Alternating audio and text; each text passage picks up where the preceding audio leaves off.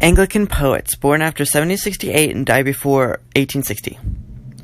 John Keats, on the first look into Chapman's Homer, his first masterpiece, and his response to his Greek tales of Elizabethan Gorge Chapman. La Belle Dame Sans Mercy is his finest English literary ballads, and it's about fear of a girl, and it's about response of vain worldly hope. And the old Ode on a Grecian Urn is his most famous ode in English, the most famous ode in English, and it is expressing want of permanence.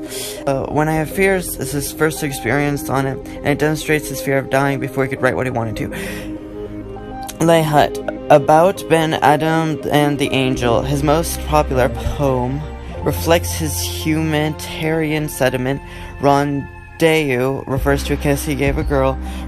First, facts about authors. The leader of the Cockney School, early champion of Shelley. And Thomas More, the harp that wants to tear its walls, the glory of Ireland's past, and it's about bringing your troubles to God, and heaven is a metaphor for God. He was an Irish poet. He is most famous after Brian.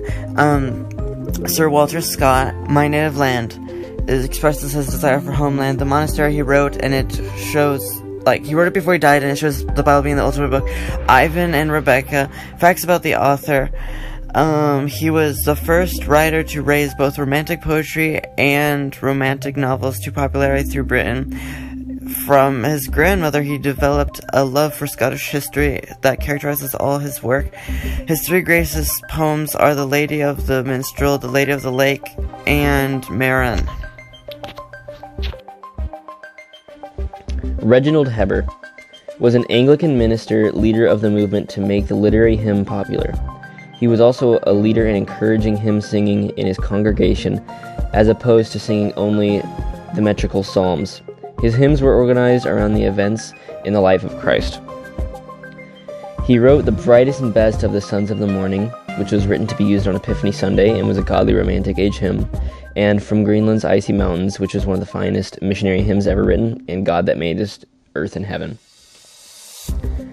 Thomas Kelly is best known for his brilliant scholarship, his literary and musical ability, and his generous and gracious spirit. His hymns of praise employ unusual meters. He wrote Praise the Savior, most notably. James Montgomery wrote over 400 hymns and 3 hymn books, favored the singing of hymns in the Anglican worship, and supported missionary activities.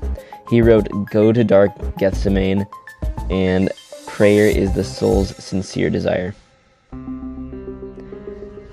Henry Francis Lyte wrote more than 80 hymns and paraphrase of the Psalms.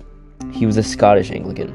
He wrote Praise My Soul, the King of Heaven, which is based on Psalm 103. Jesus, I My Cross Have Taken, which was one of Lyte's first and most popular hymns, based on Mark 10:28. Abide With Me, which was his final hymn, and the theme is death, and it was based on Luke 24:29. Abide With Me by Henry Francis Lyte. Abide with me, fast falls the eventide. The darkness deepens, Lord, with me abide. When other helpers fail and comforts flee, help of the helpless, oh, abide with me. Swift to its close ebbs out life's little day. Earth's joys grow dim, its glories pass away. Change and decay in all around I see. O thou who changest not, abide with me. I need thy presence every passing hour. What but thy grace can foil the temper's power? Who, like thyself, my guide and stay can be, through cloud and sunshine, Lord, abide with me. I fear no foe, with thee at hand to bless. Ills have no weight, and tears no bitterness. Where is death's sting? Where grave thy victory? I triumph still, if thou abide with me. Hold thou thy cross before my closing eyes, shine through the gloom and point me to the skies. Heaven's morning breaks and earth's vain shadows flee in life. In death, O Lord, abide with me. This poem's theme is death. Henry Lyte died shortly after writing it, and it was based on Luke 24:29. The harp that once through Tara's halls. The harp that once through Tara's halls the soul of music shed. now hangs as mute on Tara's walls as if the soul had fled. So sleeps the pride of former days, so glory's thrill is o'er, and hearts that now once beat for praise now feel that pulse no more. No more to chiefs and ladies bright that harp of Tara swells. The chord alone that breaks at night its tale of ruin tells. Thus freedom now so seldom wakes, the only throb she gives